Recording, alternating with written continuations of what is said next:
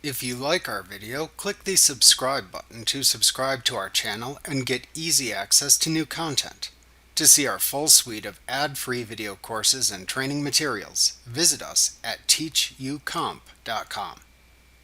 Each time the status of a job changes, you should update its status in the Customers and Jobs list within the Customer Center window.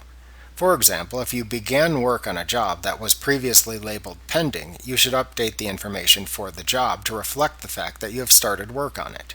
You can update a job status by double-clicking the job entry within the Customers and Jobs list, or by selecting the job within the list and then choosing Edit Customer Job from the menu bar to open the Edit Job window.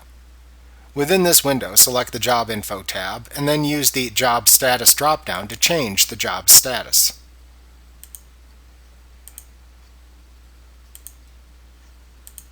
When finished, click the OK button to save your changes. Remember to click the subscribe button to see more of our videos. Get ad-free courses at teachucomp.com.